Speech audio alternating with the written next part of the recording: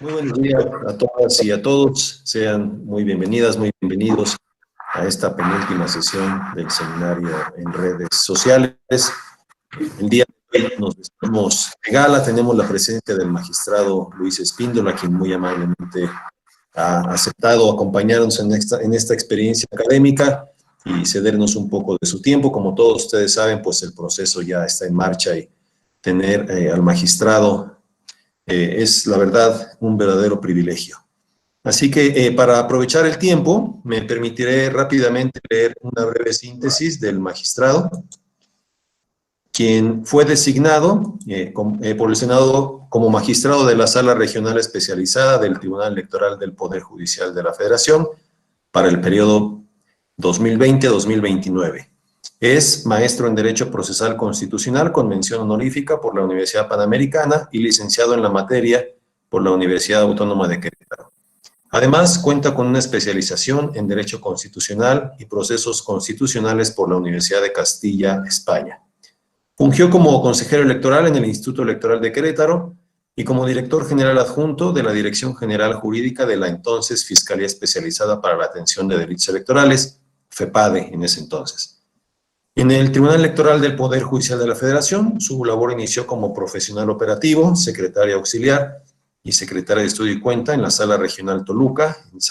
Además, en Sala Guadalajara, se desempeñó como secretario de Estudio y Cuenta, mientras que a nivel local, en el Tribunal Electoral de Querétaro, fue secretario de Acuerdos y proyectista. En el ámbito académico, ha impartido asignatura a nivel licenciatura en la Universidad Autónoma de Querétaro y en la Barra Nacional de Abogados. Como conferencista, ha sido invitado en distintos talleres, mesas de diálogo, seminarios y diplomados por instituciones académicas y gubernamentales a nivel nacional e internacional. Es autor del libro Ilegalización de partidos políticos, necesidad de regulación en México. Es coautor además en 11 publicaciones y ensayista en numerosos textos. Así que, como se podrán dar cuenta, estamos en presencia de un funcionario que se ha formado dentro del Poder Judicial, dentro de las instituciones y tiene una combinación muy rica, diría yo, entre experiencia profesional y académica. Así que les pediría, por favor, como parte de la dinámica de la mesa, que mantuvieran la cámara prendida y el micrófono apagado. Las preguntas, el magistrado tendrá un tiempo de exposición de hasta 50 minutos y podemos ir realizando preguntas a través del chat, si quieren que yo las formule o si quieren hacer uso de la voz, con todo gusto me lo van indicando por el chat. Así que, magistrado, muy bienvenido. Se queda usted con el grupo. Muchas gracias. Muchas gracias. Muchas gracias, Alejandro. ¿Sí me escuchan? Sí, ¿verdad? Sí, ok, perfecto. Muchas gracias. Muy buenos días a todas y a todos.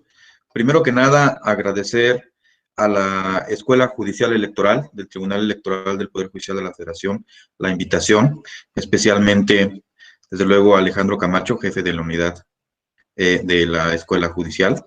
Agradezco mucho la deferencia, la atención, y también a la doctora, por supuesto, a la doctora Gabriela Rubalcaba, directora de la escuela, y por supuesto tener aquí la posibilidad de platicar con ustedes y desde luego tener una suerte al final de diálogo, de donde se puedan expresar algunas inquietudes. El tema de redes sociales es un tema bastante novedoso, en construcción. Es un tema que en donde se han venido presentando algunos criterios, tanto de la Suprema Corte de Justicia de la Nación, de la Sala Superior, del Tribunal Electoral del Poder Judicial de la Federación, de la Sala Especializada. Ha habido algunos criterios de organismos internacionales que establecen algunas directrices sobre las redes sociales, sobre su operatividad, sobre su alcance, sobre la garantía de los derechos, entre otros aspectos. Aquí en lo particular tendremos un tema que me han invitado a compartir, que es el relacionado con la propaganda electoral. Vamos a reducir un poco el ámbito de estudio sin dejar sin dejar de voltear a ver algunos aspectos que, como lo mencionaba, delinean esta serie de circunstancias. Por ahí tenía una presentación y no sé si pudieran ayudarme de favor para irnos guiando sobre la temática, para compartirla con ustedes. Es una aproximación muy sencilla, es una guía únicamente para ir más o menos delineando estos temas de los que vamos a conversar en los minutos que a continuación tendremos para dialogar. Bueno, el tema es propaganda político-electoral en redes sociales. Adelante, por favor. El contenido general que vamos a abordar es Internet, redes sociales, propaganda político-electoral, su conceptualización, algunas directrices y precedentes relevantes. Adelante, por favor. Bueno, vamos a hablar un poco del contexto sobre el Internet y de las redes sociales. El informe Digital Global 2020 reporta que en enero, hasta enero de 2020, en el mundo habían aproximadamente 3.8 millones de usuarios, 3.800 millones de usuarios de redes sociales. De la misma forma, nos indica que en México el 89% de la población posee un teléfono móvil y más de 89 millones de usuarios de redes sociales y de Internet. Esto es un poco la conceptualización, la contextualización que tenemos en relación con el Internet y las redes sociales. Un poco aproximativo. Las cifras, desde luego, pueden variar en uno y otro caso, pero bueno, nos permiten establecer un primer punto de toque de qué es a lo que nos estamos enfrentando, cómo ha venido generándose esta importancia de las redes sociales en la comunicación, en la interacción, en la forma en que cómo compartimos información, en la forma en cómo generamos un diálogo y la forma en cómo deben garantizarse los derechos. Particularmente, esto no escapa al tema de la propaganda político-electoral, cuestión que veremos a continuación. Adelante, por favor. También tenemos lo relacionado con algunas otras estadísticas en México. Tenemos, por ejemplo, que el 70.1% de la población es usuaria de Internet, mayores de 6 años, y la segunda causa por la que las personas acceden a los medios digitales después del entretenimiento es para obtener información. Es decir, el 90.6% de la población en México lo usa para obtener información. Es la segunda causa por la que se accede, nos dice esta encuesta.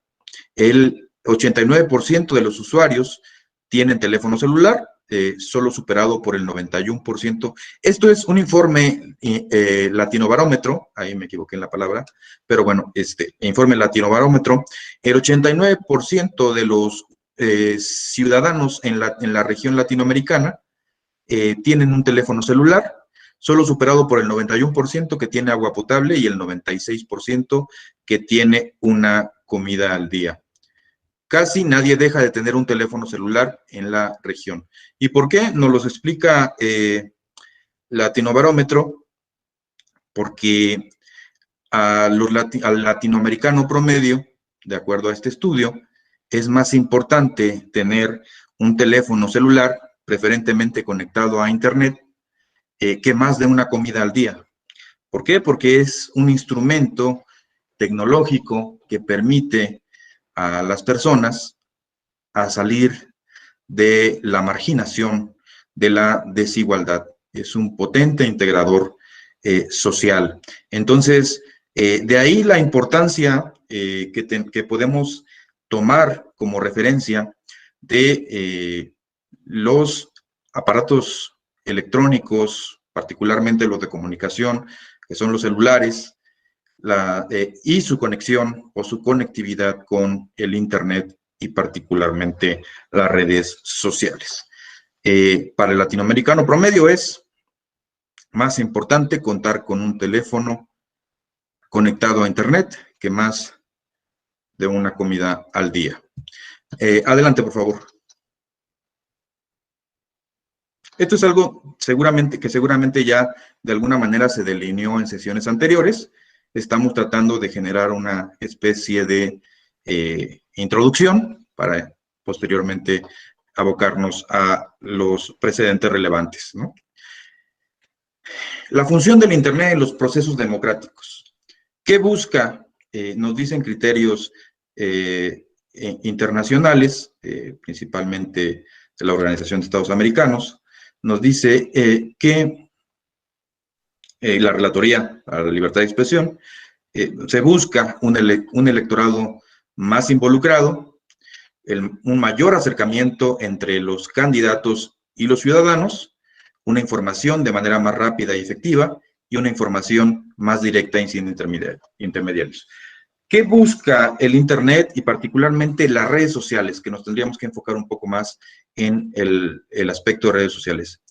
La diferencia de las redes sociales respecto de los medios tradicionales de comunicación, como lo serían la radio, la televisión, las revistas o los periódicos, es que permite las redes sociales permiten un involucramiento mucho más funcional para el electorado. Es decir, a diferencia de radio, televisión y medios impresos, donde es la información que se transmite es unidireccional, es decir, el emisor, el transmisor del mensaje y el receptor, ¿no?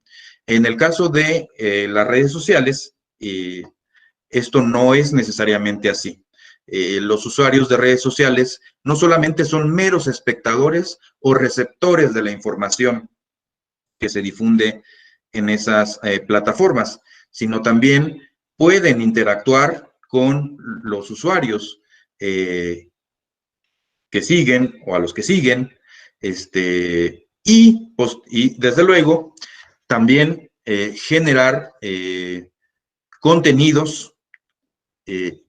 Todos los usuarios pueden ser un poco periodistas, ¿no? Un poco informadores, ya sea a través de opiniones, ya sea a través de compartir videos, ya sea a través de crear videos, compartir fotografías, establecer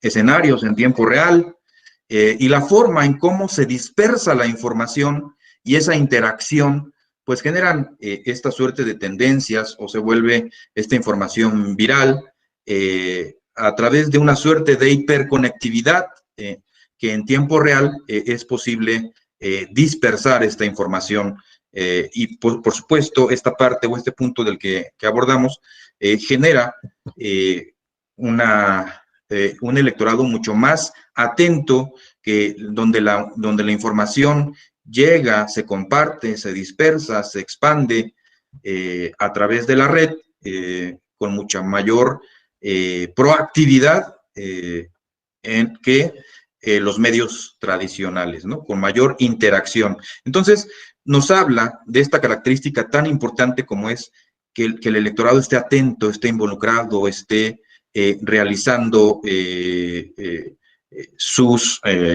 o expresando más libremente sus opiniones, sus ideas, sus posturas.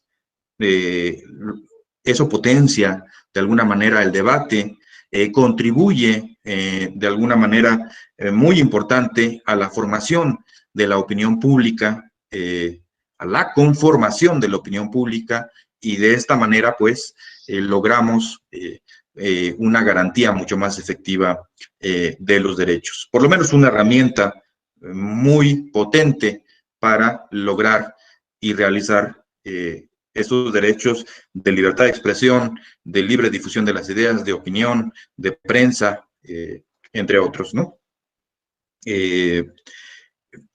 Esto trae como consecuencia esto que mencionamos en la lámina, mayor acercamiento entre los candidatos y los ciudadanos. Yo agregaría también un acercamiento, atención, vigilancia y exigibilidad de la rendición de cuentas de la sociedad hacia las instituciones, ¿no? Hay una mucho mayor vigilancia, mucho mayor atención, mucho mayor interacción entre la sociedad y las instituciones a través de la comunidad de una comunidad o de un espacio digital, ¿no? Estamos transitando, y más ahora en un contexto de pandemia, donde podemos ver que de 2018 a 2020 el crecimiento de usuarios de redes sociales aumentó por lo menos a más de 10 millones de usuarios a como se venía dando, ¿no? En un promedio, si nos vamos a las estadísticas un poco atrás de 2018, este crecimiento oscilaba entre el 1.5 y los 2 millones de usuarios, se potencia aproximadamente 5 veces más que en años anteriores. Entonces, se transita de un espacio físico, es muy importante aquí respecto de la propaganda política, la propaganda electoral, la propaganda gubernamental, la propaganda comercial. Ahorita lo que nos toca a nosotros es la propaganda política o electoral en este momento, pero es para tener un poco de la contextualización de estos aspectos, ¿no? Se genera este acercamiento entre los candidatos y los ciudadanos. La información, decíamos hace un momento, se genera de manera más rápida, más efectiva y se dispersa con mucho mayor agilidad. Se genera una información más directa, sin intermediarios, de diversa índole. Ya veremos más adelante algunos aspectos relacionados con la desinformación, que es la otra cara de la moneda, y algunos aspectos que están inmersos en ello. Adelante, por favor. ¿Cuáles son algunos otros beneficios del Internet de los procesos democráticos? Lo que mencionábamos, ¿no? Cualquier usuario tiene la oportunidad de ser un productor de contenidos y no un mero espectador, da la posibilidad de un electorado más involucrado en los procesos selectivos y promueve un debate amplio, robusto, lo cual implica apertura, pluralismo y tolerancia, indispensables para la construcción y el fortalecimiento de una sociedad cada vez más democrática, más sólida, más saludable. Adelante, por favor. Hay algunos principios que enmarcan también la neutralidad de las redes, la libre elección de los usuarios, la transparencia e información sobre los lineamientos, políticas, acciones que tienen las empresas administradoras de redes sociales sobre los criterios, lineamientos y políticas que están diseñadas para el uso, disfrute e interacción y convivencia armónica entre los usuarios. La calidad también es muy importante, la calidad en el ofrecimiento de este servicio, de estas plataformas. La no discriminación, es decir, evitar en la medida, en todo lo posible, que no haya distinciones de ninguna naturaleza que atenten contra el principio de igualdad de oportunidades en el uso de las redes. La privacidad también es muy importante. Ya lo vieron ustedes estos aspectos, me parece, en alguna sesión anterior, y que es muy importante sobre todo porque las empresas administradoras de redes recolectan cierto tipo de información y desde luego están limitadas, o debieran estarlo, en relación con sobre la protección de los datos de los usuarios, sobre su comercialización, sobre su transferencia, sobre todos estos aspectos que enmarcan el derecho a que esos datos puedan ser resguardados. Ya veremos algunos aspectos más adelante sobre contextos, sobre antecedentes que nos ponen a reflexionar o nos deberían poner a reflexionar sobre esta suerte de uso indebido de los datos, sobre perfilamiento de usuarios, sobre hacer llegar información direccionada para influir determinadas preferencias políticas o electorales, desde el uso de la línea telefónica, del número telefónico, el uso o el perfilamiento de los gustos o las preferencias de la ciudadanía, para direccionar de esta manera la propaganda política o electoral.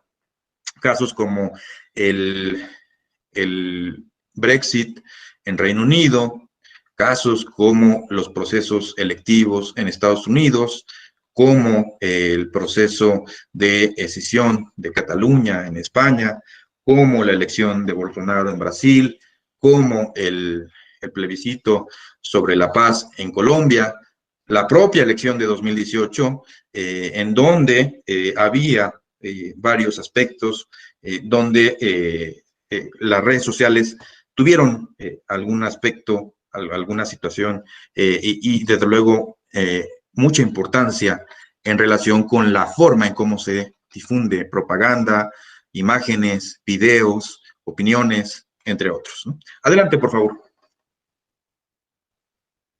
Bueno, la propaganda político-electoral, la Ley General de Instituciones y Procedimientos Electorales, nos dice que la propaganda electoral la concibe como el conjunto de publicaciones, imágenes, grabaciones, proyecciones y expresiones que durante la campaña electoral producen y difunden los partidos políticos y candidatos con el propósito de presentar a la ciudadanía sus candidaturas, ¿no? Entonces, aquí estamos hablando de un universo importante, no es, yo diría que no es únicamente limitativo, tendríamos que contextualizar cada caso, pero en una primera enunciación tenemos que la ley nos indica que se trata de un conjunto de publicaciones, imágenes, grabaciones, proyecciones y expresiones que se realizan durante la campaña. Esto también, desde luego, ya lo veremos a continuación, aplica en buena medida en el caso de las redes sociales. Adelante, por favor. ¿Cuál es el fin de la propaganda electoral en términos de los criterios del Tribunal Electoral? Tenemos la tesis 14 de 2020, que desde luego también puede aplicar con sus matices y modulaciones, que el fin de la propaganda electoral es buscar la obtención del voto a favor de un precandidato o candidato partido político, algo que ya viene desde luego también recogido en la Ley General, como lo vimos hace un momento. Adelante, por favor. Tenemos en el caso también de la propaganda político-electoral, este criterio de la prohibición del uso de estereotipos discriminatorios de género, ¿no? Y nos dice que en la comunicación de los mensajes políticos y propuestas electorales, los partidos políticos deben contribuir a la eliminación de la violencia y no reproducir estereotipos de género. Esto es muy importante porque las redes sociales no escapan, y ya veremos a continuación algunos ejemplos, no escapan del lenguaje de odio, del lenguaje discriminatorio, de incitación a la violencia, de violencia política contra las mujeres por razón de género, y también en la propaganda electoral. En la propaganda político-electoral, pues no es la excepción, ni debe serlo. O sea, desde luego que debemos partir que las redes sociales no son ni deben ser un espacio para la impunidad, ¿sí? Para el incumplimiento del Estado de Derecho y el incumplimiento de las reglas y principios que marcan los procesos electivos, ¿no? Adelante, por favor. Ahora sí, algunos criterios que considero ejemplificativos, no tanto relevantes, pero sí ejemplificativos de lo que venimos exponiendo y que podrán darnos la ruta a seguir en relación con esta temática. Adelante, por favor. Algunos, estos son criterios que nos permiten orientar particularmente el Internet y las redes sociales y delinear un poco sus particularidades, ¿no? Entonces, tenemos aquí la tesis 17-2016, donde dice que deben tomarse en cuenta las particularidades del Internet para determinar infracciones respecto a mensajes difundidos en este medio. ¿Qué particularidades? Bueno, la libertad de expresión, obviamente, debe tener una protección mucho mayor, y solamente los casos de restricción deben estar previstos en ley, deben estar muy bien definidos, muy bien delineados, porque hablamos de la necesidad de maximizar los derechos, de garantizarlos, y desde luego las plataformas digitales son el mecanismo de mucha valía que permite ser el canal, un canal mucho más ágil, ya lo decíamos hace un momento, proactivo, que permita a la ciudadanía o a la sociedad en general poder gozar de estos derechos, ejercerlos y, desde luego, tener un ámbito de ejercicio con las garantías, con las debidas garantías. También tenemos, consecuentemente, algún otro criterio, el 11-2018, la libertad de expresión e información debe maximizarse, ya lo decíamos, en el contexto del debate político y, desde luego, que es aplicable al caso de las redes sociales. Y este otro, que va muy de la mano con los criterios que ya venimos mencionando, este principio o esta presunción de espontaneidad en la difusión de mensajes de las redes sociales. Todo mensaje difundido en una red social goza de una presunción de espontaneidad, es decir, el dolo no se predica hasta en tanto no se demuestra. Es decir, aquel o aquellas personas que aleguen o sostengan que la difusión de un mensaje, de un video, de propaganda o de algún contenido político electoral en estas plataformas de redes sociales constituye una infracción a la normatividad electoral o se encuentra dentro de los límites y restricciones constitucionales para el ejercicio de la libertad de expresión o atenta o afecta de manera inequitativa, desigual, el modelo de comunicación política y las reglas que lo enmarcan, pues entonces estaremos en presencia de la necesidad de demostrar tal extremo con la finalidad de establecer que este tipo de mensajes no se hicieron de manera espontánea, sino que se hicieron con la intención de generar un daño a sabiendas de que era ilegal o inconstitucional o que estaba fuera de los parámetros para el ejercicio de las libertades y derechos enmarcados tanto en la Constitución como en los tratados internacionales de los que el Estado mexicano es parte. Pero esa presunción de espontaneidad genera una carga de la prueba y esa carga de la prueba corresponde a quien alega que no se hizo de manera espontánea, sino de manera dolosa, de manera preconcebida, preconcertada, con un ánimo de dañar, con un ánimo de generar un impacto en los principios rectores de la función electoral, en los principios que enmarcan la competencia electoral y que, por lo tanto, debe corresponderle una sanción. La carga de la prueba, reitero, corresponde a quien alega que ese mensaje fue un mensaje doloso, un mensaje con una intención de dañar, un mensaje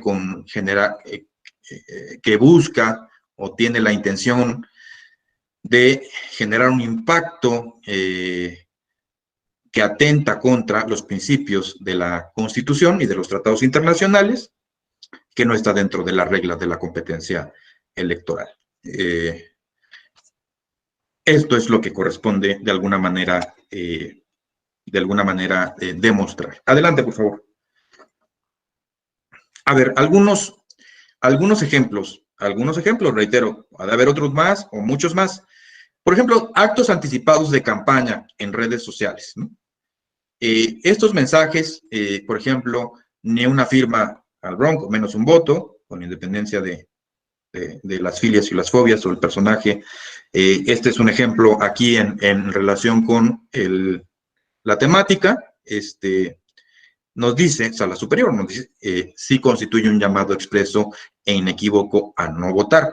Se realiza antes de las campañas, es decir, arrancan a solicitar el voto o a inhibir, disuadir el voto en contra del adversario, pidiendo no votar por el adversario, ¿no? Entonces, puede configurar, y se dio en las plataformas de redes sociales, sí constituye un llamado expreso e inequívoco a no votar. Entonces, aquí estamos en presencia de propaganda electoral con tintes infractores, donde se busca a través de las redes sociales difundir propaganda electoral de manera anticipada y de manera anticipada a la competencia electoral y por lo tanto buscar obtener una ventaja indebida antes de que empiece o de que inicie la competición electoral. Entonces, estamos aquí en presencia de qué es o puede ser una infracción, un ejemplo de que puede ser una infracción que atenta, desde luego, con este aspecto, ¿no? El llamado es expresamente a una convocatoria proselitista, nos dice la Sala Superior en sentido negativo, a no otorgar firmas o apoyos y, en caso de no lograr una candidatura independiente, a no emitir el sufragio en su favor. Adelante, por favor. Es decir, se trata de un mensaje disuasivo. Ahora, otro ejemplo, también difundido en redes, ni un voto a un partido político, en este caso al PRI, o ni un voto a este partido político que pierda el registro y sus satélites. Sí constituye un llamado expreso e inequívoco a no votar por ese partido político y estamos hablando de actos anticipados de campaña, ¿no? Estamos hablando de un elemento que distorsiona la competición electoral, que afecta o atenta directamente contra los principios de equidad y de igualdad de los participantes y por lo tanto estamos hablando de una especie de propaganda electoral que no está permitida tampoco en las plataformas digitales. Adelante, por favor. También otra de las prohibiciones o elementos que deben cuidarse en el caso de la propaganda electoral es aquella que pueda tener contenidos de índole comercial o que puedan entremezclar los contenidos de índole comercial con índole política o electoral, y ya desde 2010 la Sala Superior delineó algunos aspectos relacionados con este punto, donde nos dice que los partidos políticos y los candidatos deben abstenerse de incluir en la propaganda electoral expresiones, símbolos o características semejantes a los de una publicidad comercial, pues ello puede afectar la equidad en la contienda electoral. Tuvimos algunos casos recientes en redes sociales donde se usaban o se usaron en su momento marcas comerciales y a raíz de esto, pues también tenemos ejemplos donde las redes no escapan a esta suerte de limitaciones en la difusión de propaganda y por lo tanto pueden constituir una especie de limitación, una especie de restricción, porque apoyarse en alguna marca comercial puede generar una ventaja indebida y por lo tanto distorsionar la competencia electoral. Adelante, por favor.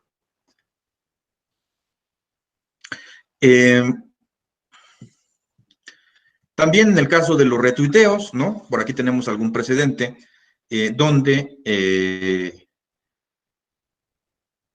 se reitera la necesidad de derrotar la presunción de publicación espontánea a través de elementos idóneos, útiles, suficientes, que permitan demostrar claramente que el difusor del mensaje o quien ha retuiteado tiene contenidos o está dispersando contenidos de reprochamiento y que además se trató de una conducta preconcertada, planeada, que desde luego hay que tomar en consideración. Adelante, por favor. Ese es otro caso, el caso de los famosos, ¿no? Donde es importante mencionar que la Ley General de Instituciones y Procedimientos Electorales establece la necesidad de limitar la difusión de propaganda electoral en la veda electoral. En la veda electoral la veda electoral es un espacio de reflexión para la ciudadanía, para que una vez conocidas las reglas, los principios, las plataformas las propuestas de los partidos políticos y de sus candidatos ante la campaña electoral puedan reflexionar su voto y en esos 3 días anteriores a la jornada electoral y por lo tanto llevar a cabo su voto o ejercer su voto el día de la jornada electoral de manera mucho más libre. Es decir, se trata de una garantía al electorado para poder evaluar toda la información que ya recibió durante la campaña electoral de partidos políticos, coaliciones, candidatos o candidaturas comunes o candidatos independientes. Esto no quiere decir que la veda electoral sea un silencio total, subrayo. No quiere decir que la veda electoral sea un silencio total. El silencio debe darse respecto de la difusión de mensajes políticos o electorales encaminados a influir en la elección, en la voluntad del electorado, que encaminada a definir la opción por la cual votar, ¿no? O sea, no implica un silencio total, implica limitar mensajes encaminados a generar una distorsión, ¿sí?, en la competencia donde no se debe difundir ya propaganda electoral.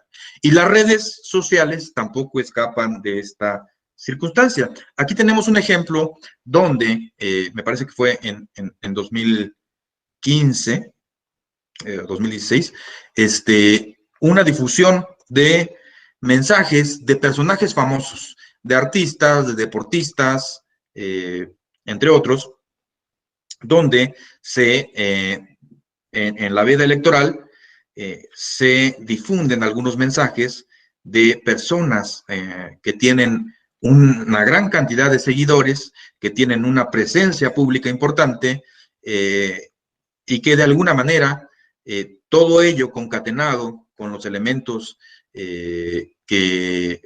algunos de ellos aquí vienen expuestos en la lámina, se llega a la conclusión de que se trató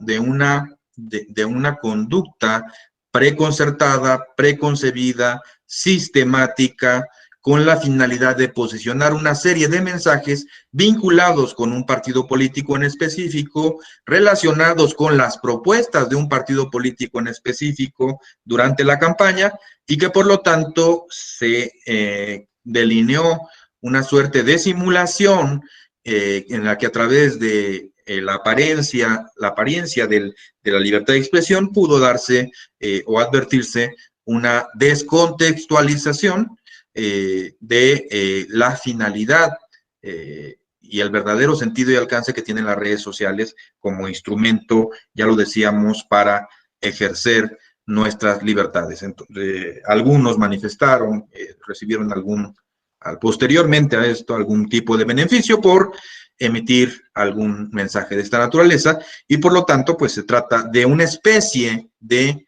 propaganda electoral que a través del ejercicio velado de la libertad de expresión buscaba generar un fin distinto a al mero ejercicio de los derechos, sino también recargarse en algún partido político en específico. Adelante, por favor. ¿Qué otros aspectos tenemos en la propaganda política o electoral o en la interacción que se da por parte de los usuarios de redes sociales? Pues las llamadas fake news, la desinformación. Nos dice la sala superior en este precedente que mencionamos aquí en la lámina, se refiere a información falsa o reproducción de una falsedad que aparenta reflejar una noticia o que en realidad puede ser difundida a través de Internet u otros medios de comunicación. Y desde luego tiene por objetivo influir en opiniones vinculadas con cuestiones públicas, generalmente en temas políticos o electorales. ¿Qué efecto se busca? Pues se busca el convencimiento a través de la manipulación, del temor, de la intimidación, de la disuasión, y ejemplos podemos tener o advertir muchos, ¿no? Desde información que ha sido difundida con una clara intención de perjudicar y generar un impacto en la contienda electoral, información falsa, que de manera general o con una dispersión o impacto importante ha podido advertirse. De esta manera, así tenemos un ejemplo que podría posicionarnos en una situación de esta naturaleza. O en la jornada electoral, mensajes de intimidación o disuasión del voto, como las relacionadas con publicaciones o mensajes sobre que hay un determinado contexto, se presenta un determinado contexto de violencia en las casillas para que la población no vaya a votar, entre otros ejemplos que podemos advertir sobre esta suerte de manipulación. Videos que se difunden descontextualizados. Yo les puedo platicar alguna experiencia que tuve en la entonces FEPADE, hoy FEDE, Fiscalía en Delitos Electorales, antes era Fiscalía Especializada para la Atención de Delitos Electorales, donde, por ejemplo, en la elección de Coahuila, se difunde un video donde se dice que, en redes sociales, donde se dice que aparentemente una capacitadora, fíjense, una capacitadora asistente electoral del INE estaba robándose un paquete electoral, cuando en realidad lo que estaba haciendo era trasladar el paquete. Pero entonces ahí estaba el sujeto transmitiendo en vivo a través de la red social, diciendo que la detuvimos porque se estaba robando el paquete. Bueno, lo estaba trasladando el paquete electoral y por el contrario, ese tipo de circunstancias podrían constituir un delito electoral, más allá de la difusión de estas noticias falsas por la obstaculización de la funcionaria en el ejercicio de sus atribuciones. Mensajes de texto que son enviados, llamadas telefónicas, información sobre si un determinado candidato o candidata declinó al proceso electoral o que finalmente va a apoyar a su contendiente, etcétera, entre otros aspectos que buscan manipular la voluntad ciudadana y que desde luego no influyen del todo en el proceso electoral, pero sí tienen un elemento agregador muy importante que, dado la contextualización, puede tener desde luego una distorsión importante para el cumplimiento y garantía de las reglas que marcan el juego limpio dentro del proceso electoral. Adelante, por favor. Bueno, aquí algunos aspectos. México se encuentra situado en el segundo país en el 2020 con más noticias falsas en el mundo, después de Turquía. Una encuesta de la radiografía sobre la difusión de fake news en México revela que el 88% de los encuestados en nuestro país aseguró haber recibido alguna vez información errónea, falsa o con intención de manipular. Entonces, de ahí la gravedad de la problemática, ya entrando un poco más a los estudios sobre la difusión ya más regionalizada, sobre en qué regiones se dispersan mayores noticias falsas, pues de luego tenemos la Ciudad de México, donde se lleva el primer lugar, Tabasco, y entre otros, y así se van con los estados que generan en el 2000 o generaron en el 2020 información falsa. Adelante, por favor. Ahora bien, el bloqueo de cuentas. Bloqueo de cuentas en la difusión de propaganda política o electoral, o en la difusión de mensajes de contenido político o electoral. Tenemos un criterio de la Corte que también recoge la Sala Superior del Tribunal Electoral, que es el principio de restricción mínima posible que habíamos mencionado o adelantado hace unos momentos, donde solamente en circunstancias excepcionales limitadas previstas en la ley, es posible bloquear de manera total o parcial una cuenta en Internet o en redes sociales. Aquellas relacionadas con la promoción o incitación a la violencia, al terrorismo, a la insurrección, a la sedición, a la comisión de delitos regulados por el derecho penal internacional, por ejemplo, el genocidio, la violencia política contra las mujeres en razón de género,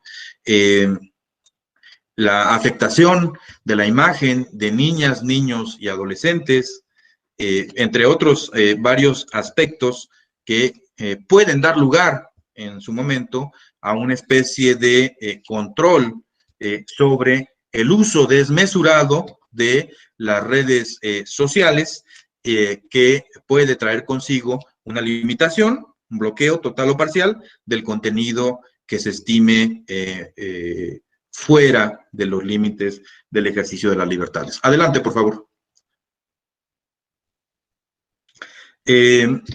Tenemos, son algunos ejemplos que mencioné hace un momento, pero ¿cuál es el parámetro que nos dice la Corte en relación con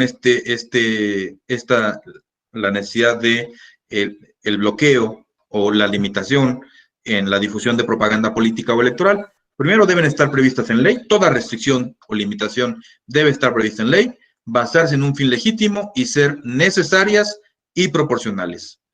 La regla general es permitir la difusión de ideas, de opiniones, de expresiones de toda índole.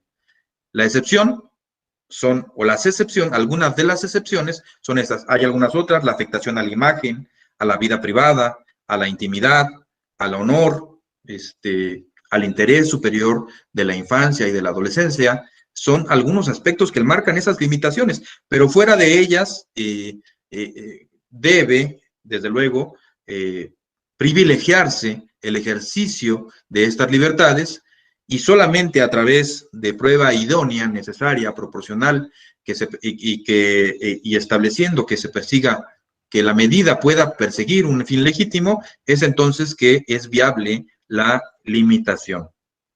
Adelante, por favor. Por ejemplo, en el caso de menores de edad, ¿no? Aquí tenemos un precedente donde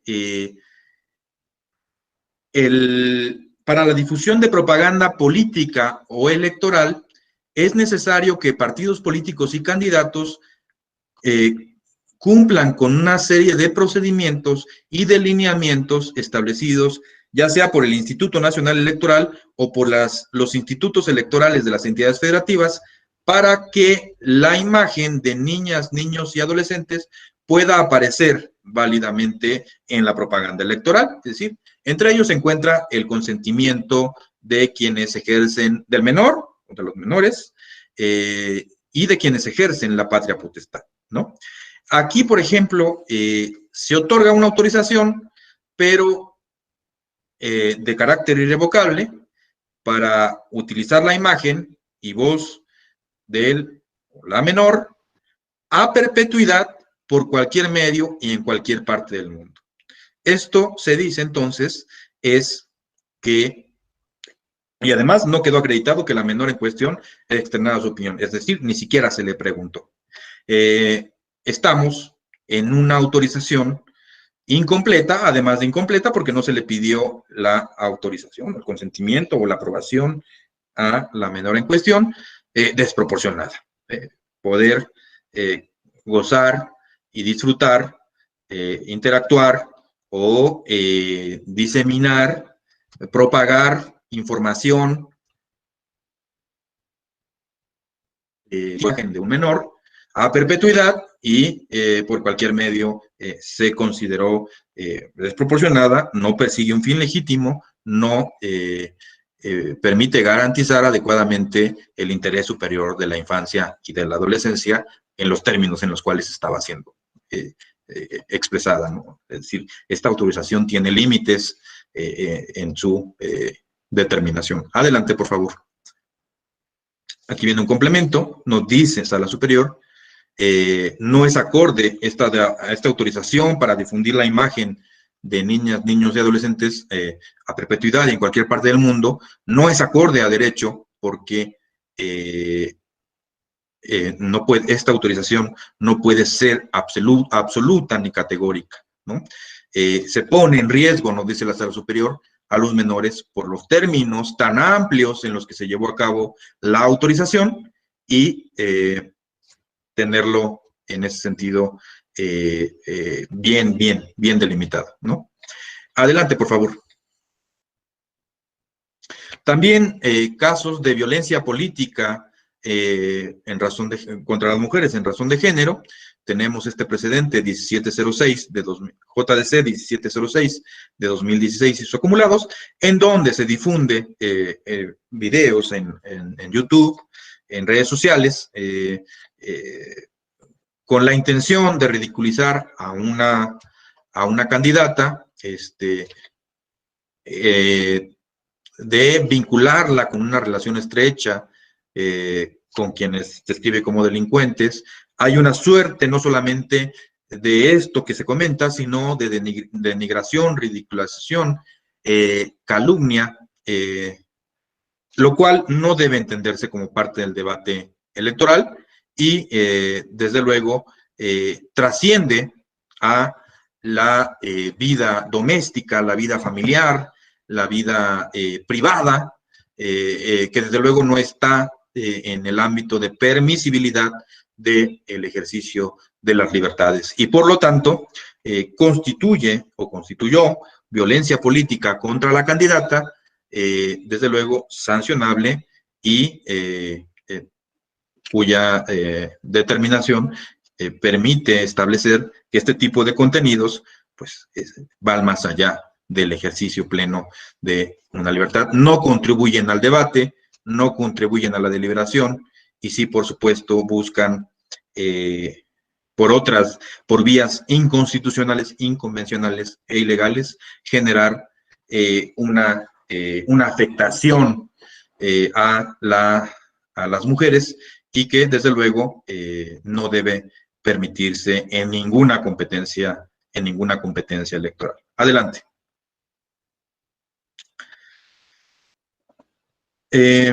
Es lo que mencionaba, este mismo caso, se analizaron varios aspectos, el aspecto contextual, el aspecto material y el personal, en donde se concluye que sin duda tuvo por objeto resultado menoscabar o anular el reconocimiento, goce y ejercicio de los derechos. Y, como lo mencionaba hace un momento, pues esto trasciende al ámbito familiar, doméstico y comunitario, ¿no? ¿Qué tipo de violencia? De tipo simbólica, de tipo psicológica, desde luego se advierte que este video proviene de un medio de comunicación como lo es Internet y también se difundió en las redes sociales. Son ejemplos de propaganda que de los que no debe permitirse. Adelante. Bueno, para finalizar, después de algunos ejemplos y por razón del tiempo, concluiré con algunos retos, algunas reflexiones sobre la propaganda política o electoral en las redes sociales. Es necesario que generemos un diálogo permanente sobre el alcance del ejercicio de los derechos y sus limitaciones en las redes sociales y plataformas digitales. Como ya hemos visto, tanto la Suprema Corte de Justicia de la Nación, algunos organismos internacionales, la Sala Superior del Tribunal Electoral y algunos jueces en el ámbito de amparo también, ya han delineado algunos aspectos sobre la garantía de los derechos y sobre las limitaciones. Es necesario reflexionar sobre si es importante trasladar estos criterios a una suerte de normatividad que permita delinear el ejercicio de los derechos y determinar con mayor claridad posible las limitaciones a su ejercicio. También es importante que esto permita llevarnos a cuestionar sobre mecanismos que permitan combatir el discurso de odio, la violencia política contra las mujeres y sobre todo sobre cuál es el margen de actuación o libertad de empresa de las administradoras de redes sociales y su intervención en el ejercicio de los derechos. Recordemos que también los particulares, en términos de los criterios de la Corte, podrían eventualmente generar si se cumplen con los requisitos, desde luego, para ello podrían ser equiparables sus actos a los de una autoridad, formal y materialmente hablando, y por lo tanto generar una afectación a esos derechos. Es necesario también reflexionar sobre el combate a la desinformación, la manipulación, el temor, la incitación a la violencia, la disuasión, y sobre todo en el ámbito de la propaganda política o electoral, ¿no? Es necesario reflexionar también en mecanismos de ciberseguridad. Es importante generar las garantías y los candados para que tanto las empresas como los usuarios de las redes puedan contar con garantías de seguridad para evitar, y las instituciones también, desde luego, para evitar que la información sea comercializada, transferida, pueda ser usada para fines distintos a los señalados por parte de la propia plataforma, y para ello es necesario que se cuente con capacitación, con formación, con especialización, las instituciones deben contar con herramientas tecnológicas que les permitan dar respuesta y seguimiento a esta parte, con unidades, desde luego, de atención a denuncias, a combate, a seguimiento, al procesamiento de cualquier circunstancia que pueda poner en peligro la vida, la integridad, la privacidad, la imagen, la salud, ¿sí?, de los usuarios, ¿no?, que son derechos, entre muchos otros, que pueden estar, el honor, la intimidad, que pueden estar en muchos casos involucrados, y que desde luego la propaganda política en el uso de las plataformas no está ni debe estar exento de estas reflexiones. Adelante, por favor. La protección de los datos personales, combatir la comercialización, el secuestro de información, la usurpación de identidad, los perfilamientos, la dispersión de información que pudiera no estar completamente clara, que pudiera estar en una zona gris sobre si debe o no autorizarse, sobre si está dentro o no del ejercicio de las libertades de los contendientes, sobre si es correcto o es inadecuado llevar a cabo esta serie de estrategias que no solamente se tratan de estrategias políticas, sino que también ponen en entredicho la integridad de los datos de los usuarios en las redes sociales. El reforzamiento de mecanismos de fiscalización en contratación digital. Vimos el caso del uso de marcas comerciales, el uso de publicidad, también es importante porque son aspectos que deben estar, en los que la autoridad fiscalizadora debe poner especial atención, sobre todo que ahora, como lo mencioné al principio de mi intervención, las contiendas electorales en el contexto en el que nos encontramos serán en buena medida a través del escenario digital, ¿no? El escenario presencial pasa o está pasando a tener menor intensidad para dar paso a la interacción digital. Y entonces es importantísimo tenerlo muy presente, sobre todo en mecanismos de seguridad, de fiscalización, de garantía de los derechos. La comunicación política en los mecanismos de participación ciudadana, no debemos perder de vista que la Constitución también en el artículo 35 establece la prohibición también de la difusión de propaganda política o electoral encaminada a influir en las preferencias relacionadas con la revocación de mandato, la consulta popular, pero me parece que esto también tiene un impacto o pudiera tener un impacto en el uso de las redes sociales respecto de este tipo de prohibiciones constitucionales que eventualmente tendremos en puerta, ¿no?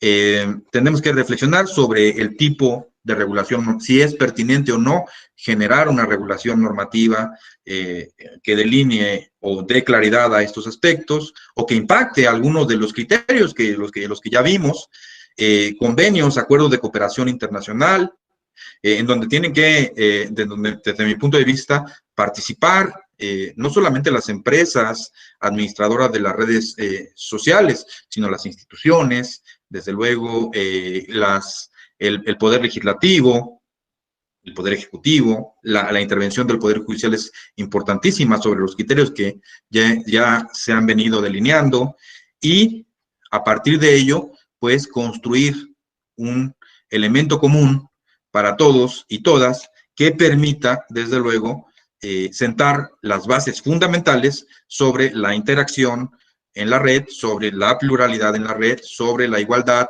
sobre las garantías que deben regir para el ejercicio de los derechos fundamentales, sobre su naturaleza, sobre sus contenidos, sobre sus limitaciones, entre otros muchos aspectos, ¿no?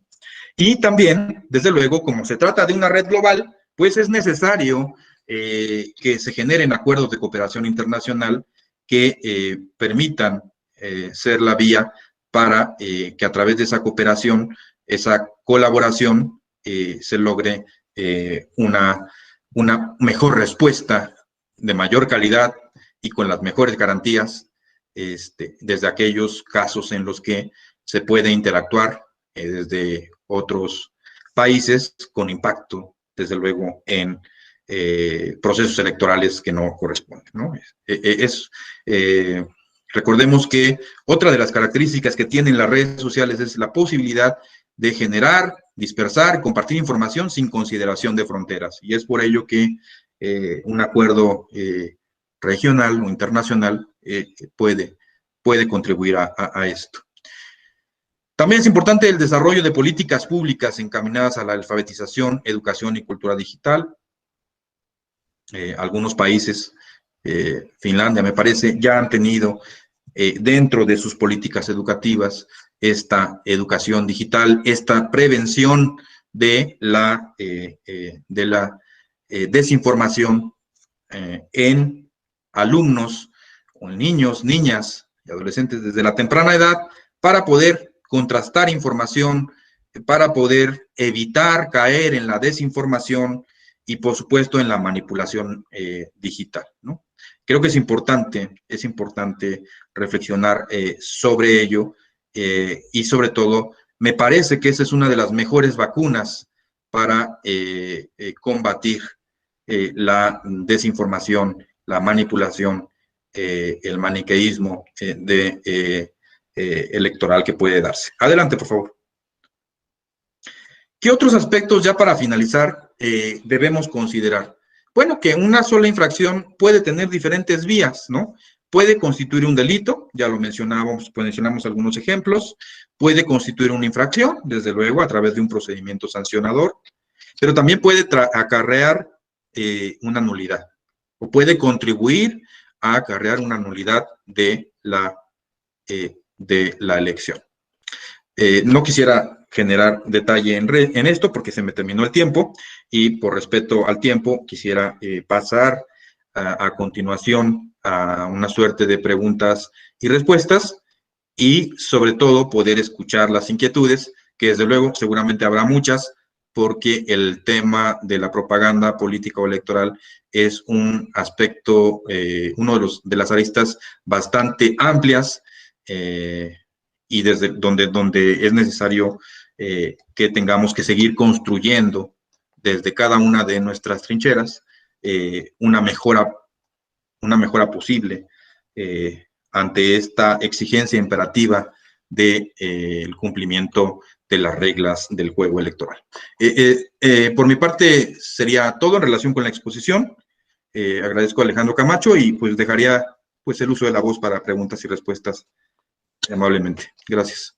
Muchas gracias, magistrado. Sin duda es un tema novedoso, en algunos aspectos polémico. Por eso estamos muy complacidos y muy contentos de tener a un especialista como es el magistrado Luis Espíndola para que podamos dialogar con él. Hay, magistrado, muchas preguntas, muchas felicitaciones. Iniciaría con una preocupación general que es si nos puede compartir la presentación. Si es el caso, les haríamos llegar a los correos electrónicos con los que se registraron. Sí, sí, por supuesto, la presentación está a su disposición para quien considere que le resulta útil. Con mucho gusto, la presentación es pública para todos. Y si me lo permites, Alejandro, pues la dejaríamos a tu disposición para que la pudieran compartir con quien así lo desee. Gracias. Con todo gusto, magistrado. Si le parece, magistrado, podríamos ir de 2 en 2 preguntas a fin de ir desahogando las numerosas interrogantes que han formulado. Magistrado, nos pregunta Lisette Sánchez, ¿cómo los juzgadores miden los comentarios espontáneos de aquellos que no lo son? Por su parte, Anabel Chávez pregunta, referente al tema del Partido Verde, ¿se investigó cuánto pagó el Verde? Dice, leo textual, me imagino el Partido Verde por esos tweets. Dice, con suerte y hubo hasta rebase de gastos. Okay.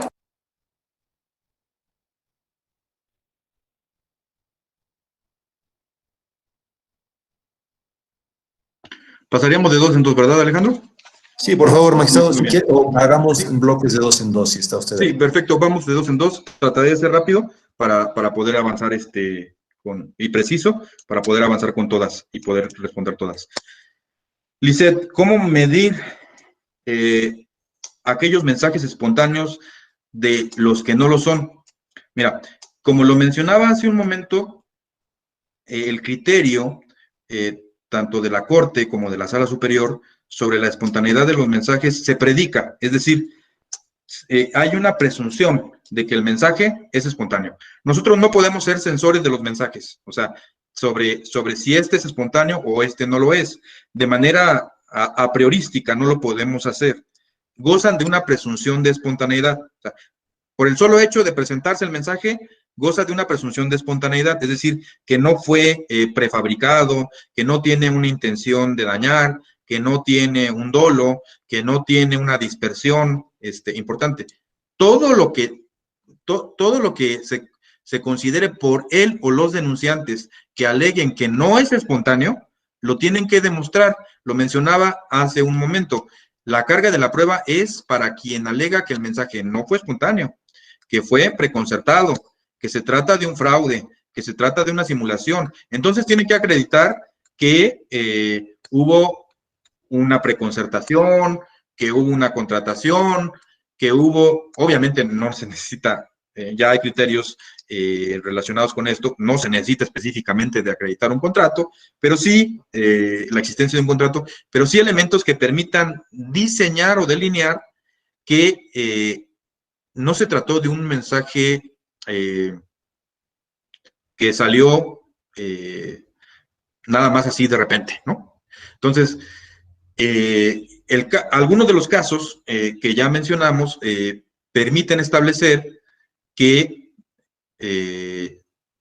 se acreditó en aquellos casos, en estos que se acreditó, una sistematicidad, una clara intención de beneficiar indebidamente a un partido político o candidato en un momento en el que no se debía, por ejemplo, en la veda electoral, que son 3 días antes de la jornada, o que se trataron de actos anticipados de campaña, por ejemplo, la publicación solicitando de un determinado usuario identificado o identificable, donde se elaboró determinada imagen con determinado mensaje para solicitar no votar por determinado candidato o partido político. Bueno, esto ya empieza a delinear algunos elementos que permiten establecer que el mensaje ya no fue un mensaje auténtico, un mensaje que tenga la cobertura de la libertad de expresión. Por eso es muy importante la carga de la prueba. No corresponde a los juzgadores determinar si el mensaje es o no espontáneo. Ya De entrada, los mensajes por jurisprudencia gozan de la presunción de espontaneidad. Y esa presunción de espontaneidad permite establecer una garantía para los ciudadanos y las ciudadanas del ejercicio libre de sus derechos. A quien alegue que ese mensaje no fue espontáneo y que tenía una clara intención distinta al ejercicio de las libertades, lo tiene que acreditar, porque estamos hablando de limitaciones a los derechos y tiene que estar demostrado, al menos con un grado de probabilidad suficiente que permita direccionar esa conclusión. Todos los que no sean así o no se aporte prueba suficiente tendrán que seguir difundiéndose. A ver, en este caso, pasaría a la siguiente pregunta. ¿Se investigó cuánto pagó el Partido Verde? A ver, el tema que venía en la diapositiva se refirió a la violación o a la vulneración a la veda electoral. Si se investigó cuánto pagó o no pagó, o si pagó o no pagó, eso corresponde, lo mencionaba en la etapa de reflexiones, corresponde analizar a la autoridad fiscalizadora a partir de los elementos con los que cuente. Entonces, así como este asunto y como otros más donde se contrata publicidad, la autoridad fiscalizadora del INE, a cargo del INE, recordemos que en términos del 41 constitucional, la fiscalización de partidos políticos nacionales, porque los locales corresponde a los institutos electorales de las entidades federativas, la fiscalización de los recursos en campaña corresponde en exclusiva al Instituto Nacional Electoral. Esa investigación tiene que venir por parte de la unidad de fiscalización o vendría por una denuncia en específico, ¿no? Entonces, en este caso, pues, la autoridad fiscalizadora determina o establece, como lo hizo en muchos casos, me parece que no fue la excepción, determina el caso de si hubo o no un beneficio y bajo qué estimación podría darse. Entonces, el caso que planteamos aquí respecto de la propaganda va muy de la mano, pero en el sentido de la violación a la veda electoral, ¿sí? Es un procedimiento administrativo sancionador por infracción a la veda electoral. El tema de fiscalización lleva una cuerda separada. Y en ese sentido, pues normalmente la unidad es quien lleva a cabo la instrucción de los asuntos y la autoridad fiscalizadora es quien determina cuál es el costo-beneficio de cada uno de los mensajes y determina el valor estimado que puede tener y lo agrega desde luego a los gastos de campaña y ya establece los límites que pueden darse, ¿no? Pero desde luego el tema de redes sociales no escapa ni ha escapado de la fiscalización siempre que, por una parte, la autoridad fiscalizadora lo advierta, ya sea de oficio o a través de una denuncia que permita tener acreditado esto. No solamente está este aspecto, le comentaría, están contrataciones de cine, están contrataciones de boletos, de tarjetas, toda esa parte de enseres que no tienen que ver, no me refiero a un partido político en específico, me refiero a todos, ¿no? Porque todos tienen denuncias de fiscalización en esta parte donde la propaganda, pues no, desde luego no es la excepción. Y es la autoridad fiscalizadora a quien le corresponde llevar a cabo la determinación si es una contratación debida o indebida, o si es una contratación que se encuentra fuera o se encuentra incumpliendo los parámetros de fiscalización que tenemos para tal efecto. Y sí, las sanciones de fiscalización sí son muy altas, sí son son de las más altas que tenemos dentro del sistema sancionador mexicano, ¿no?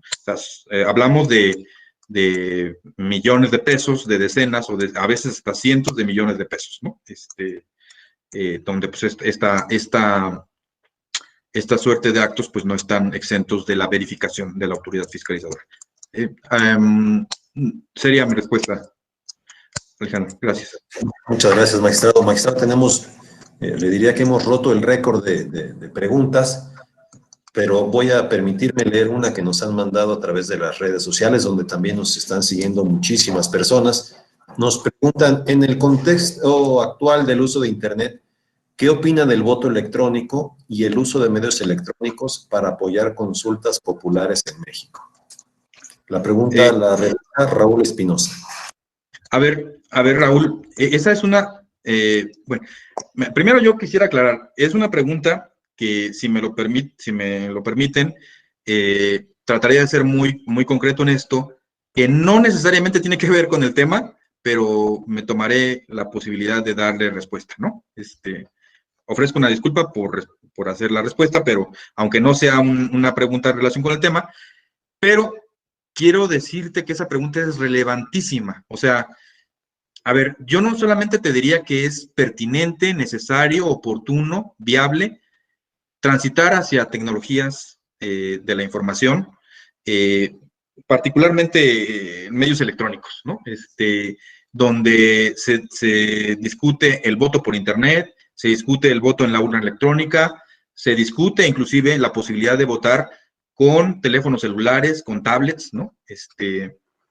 Me parece que es muy importante.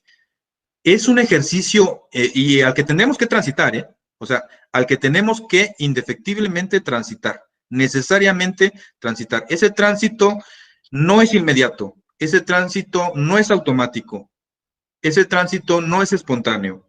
Se tienen que desarrollar las tecnologías, se tiene que asegurar la garantía de los usuarios, de la secrecía del voto, de la seguridad y resguardo de su información, etcétera.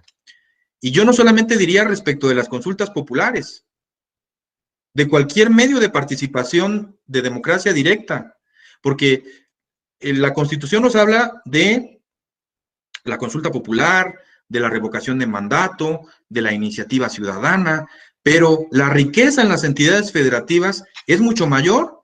Tenemos en la Ciudad de México el presupuesto participativo, tenemos en Querétaro, por ejemplo, el presupuesto de obra pública, tenemos en otras entidades federativas plebiscito, referéndum, consultas ciudadanas. Me parece que todas pueden entrar ahí. Y déjame ahora pasar y donde es importante mencionar, yo fui consejero electoral en el Instituto Electoral del Estado de Querétaro, y hay en Querétaro una iniciativa muy importante del consejero presidente, Gerardo Romero, muy bien impulsada y que desde luego que acompaño, de voto móvil, ¿no? Donde ya se han hecho ejercicios de participación en elecciones estudiantiles, en elecciones sindicales, etcétera, donde nos piden colaboración y se han empezado a hacer ejercicios piloto muy importantes, y donde los institutos electorales de las entidades federativas, en este punto en específico, han ido a la vanguardia, ¿sí? Hablamos de Coahuila, de Jalisco, de la Ciudad de México, entre otras entidades federativas, de Querétaro, muchas entidades federativas que ya implementan la urna electrónica, que implementan el voto móvil. Y no solamente te diría yo en mecanismos de participación ciudadana, sino en elecciones populares, ¿no? Yo creo que es importantísimo hacerlo. Ya lo hizo el INE en las pasadas elecciones de Coahuila y de Hidalgo. Es importantísimo. A eso es a lo que tenemos que hacer, porque no solamente se trata de el voto digital, sino también se trata de ahorros muy importantes en la organización de los procesos electorales. Nos ahorramos capacitación de funcionarios públicos, perdón, de funcionarios de casilla, nos ahorramos la integración de mesas directivas de casilla, nos ahorramos tinta indeleble, nos ahorramos listados nominales, nos ahorramos muchas cosas, nos ahorramos el PREP, el programa de resultados electorales preliminares, nos ahorramos conteos rápidos. Hay una estimación de un ahorro de más de 5,000 millones de pesos. Y son medios seguros, porque pedimos, ¿Por qué pedimos un auto por una aplicación? ¿O por qué realizamos transacciones financieras en la aplicación de nuestro banco? ¿O por qué pedimos comida a domicilio? O sea, ¿no podemos entonces ejercer el voto? ¿Cuál es la cuestión? Aquí lo importante es asegurar, presentar a la ciudadanía elementos de seguridad que más allá del sospechosismo, más allá de este fantasma de la desconfianza, permitan transitar y permitamos caminar hacia a la construcción de una ciudadanía digital, ¿no? Entonces, me parece que son aspectos muy importantes. Y yo agregaría en el voto popular, si me lo permiten, el voto, el JDC 352 de 2018, ya la Sala Superior establece lineamientos para garantizar el derecho al voto de las personas presas sin sentencia, las que tienen prisión preventiva oficiosa. Las personas presas sin sentencia tienen derecho a votar. Pues ahí el tema del voto digital, habría que reflexionar en esto. Las personas que se encuentran hospitalizadas, ¿no?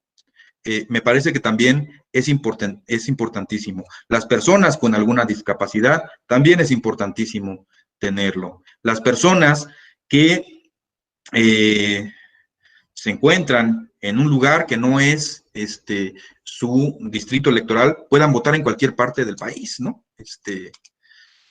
Son varios aspectos que tenemos que tomar en consideración y que ofrezco de antemano una disculpa por responder tan largamente en esto. Reitero, no tiene relación con el tema de la propaganda, pero pues me parece un tema importantísimo en el que tenemos sin duda que transitar. Muchas gracias por su respuesta, magistrado. Magistrado, tenemos muchas preguntas y muy poco tiempo ya para terminar la sesión. Si usted me lo permite, y los compañeros, las compañeras están de acuerdo, podríamos realizar un par de preguntas más y si tienen a bien, le haría llegar al magistrado las preguntas del resto de las compañeras, de los compañeros, y yo me comprometo a, si el magistrado está de acuerdo, Por supuesto. a darle la respuesta por escrito en atención, y ofrezco una disculpa que pues tenemos ya prácticamente 5 minutos para concluir. Muchas gracias, Sí, magistrado. gracias y reitero mis disculpas. Al contrario, gracias, magistrado. Nos pregunta un usuario identificado como Akeput Greti, respecto a las noticias falsas, si sabe si existe alguna forma de rastrearlas, identificar algún responsable, alguna acción realizada por la policía cibernética, o si se sabe de acciones o sanciones existentes para quien incurra en una práctica así. Y Elian Javier Solís nos pregunta si hay precedentes de mensajes inequívocos de actos anticipados de precampaña, ¿qué lineamientos siguen las autoridades para determinar la existencia de estos?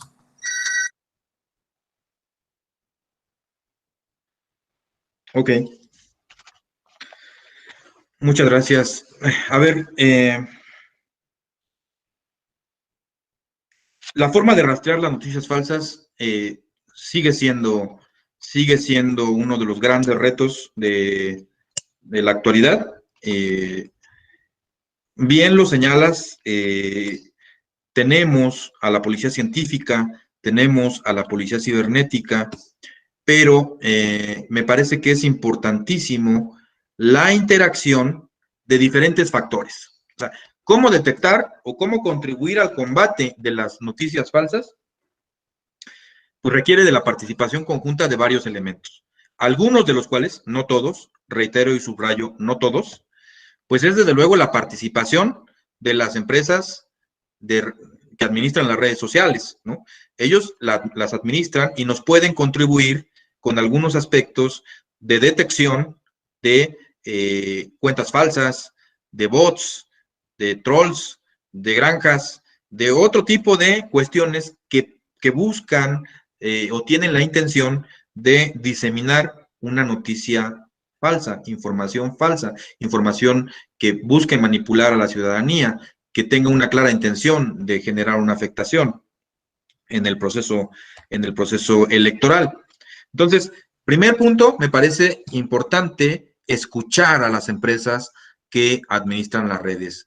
Segundo, y va de la mano con el primero, generar una interacción mucho más sólida con estas empresas administradoras de redes, con las instituciones del Estado mexicano, las instituciones de seguridad, las instituciones de administración de tecnologías de la información, las instituciones electorales, las instituciones fiscalizadoras, las instituciones financieras, las instituciones de procuración de justicia. Me parece que es importante. Los poderes legislativos, o sea, me refiero a los poderes legislativos, el federal y las entidades federativas, los impartidores de justicia, ¿sí? Me parece importantísimo el diseño de políticas públicas encaminadas a delinear este tipo de aspectos que nos permitan contribuir al combate a la desinformación. O sea, yo te pondría en primer el sector privado, que son las administradoras de redes.